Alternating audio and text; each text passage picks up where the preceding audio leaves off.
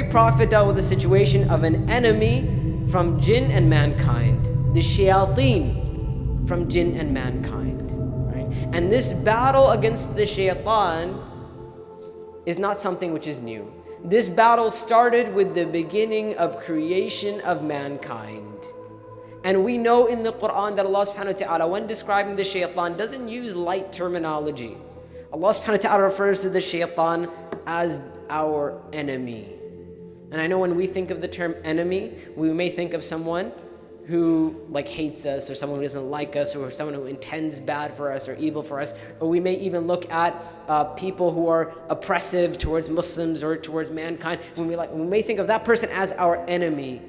Allah subhanahu wa ta'ala reminds us that before any of those people who have ill will towards us, anyone in the world who wants to harm us and to bring us pain and all of that, there is an enemy on top of all of those enemies, and that is the shaitan. Inna shaytana lakum adu. Allah says that the shaitan is most certainly an enemy for you. The problem for us, my brothers and sisters, is that many of us, we've read this ayah. I believe it's in Surah Fatir. We've read this ayah before. We've heard that the shaitan is our enemy. The problem is that, number one, we don't understand what it means to say that the shaitan is our enemy. Number two, we are extremely complacent when it comes to the topic of the shaitan. Right? Many of us, we don't even consider how the shaitan even affects our life. We go through our lives, and often I say this to my class when we talk about the shaitan. I pose a question: when was the last time you woke up in the morning and you said to yourself, today I will take the shaitan as my enemy? Allah subhanahu wa ta'ala many times in the Quran refers to the shaitan as the enemy of mankind. And this ayah, your enemy.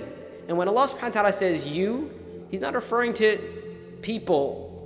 The Quran is supposed to be a direct conversation with us. So when we hear aduwwun lakum, for you, we're supposed to ask ourselves the question and say, how is he an enemy for me? Many of us, we don't even know what that means. If I were to say to you right now, write down for me 10 ways in which the shaitan is your enemy, I don't know how long it would take for us to answer that question. Or if I were to say to you, write down 10 ways for me in which the shaitan directly influences your life, I think we'd have a hard time coming up with 10 ways.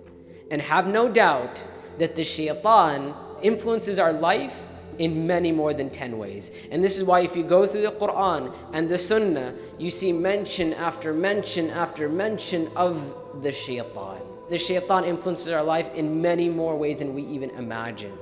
If we were to ask the shaitan, if we were to talk to the shaitan, we would understand that he has one goal. His goal in life is to make sure that everyone in creation, all of the children of Adam, end up in the hellfire. He has vowed to send the children of Adam to the hellfire. And when we say the children of Adam, the children of Adam alayhi salam, it doesn't mean just Muslims. Every single person in creation. Have no doubt that the shaitan is actively working to send these people to the hellfire. From the very beginning of creation, Allahu A'lam how long, thousands upon thousands upon thousands upon thousands of years, the shaitan has been working to mislead mankind. And he's been learning. And this is why the shaitan, he understands two very, very dangerous things about us. He understands our fears, and he understands our desires. And when you know somebody's fears and desires, that's a very powerful tool to control someone. And the shaitan has access to both. He's been learning and studying us for that very long time. And this is why if you look in the Quran Allah subhanahu wa ta'ala actually tells us of conversations that took place between Allah and Iblis and the shaitan. Why are those conversations there? Sometimes we think they're just stories, right?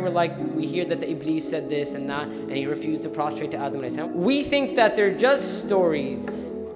But the reason why Allah subhanahu wa ta'ala tells us about the speech of shaitan is for us to understand how the shaitan is our enemy, and it's for us to understand how we can protect ourselves. Because the shaitan, in the beginning of creation, when Allah subhanahu wa ta'ala created Adam alayhi salam, at that point he vowed to mislead mankind.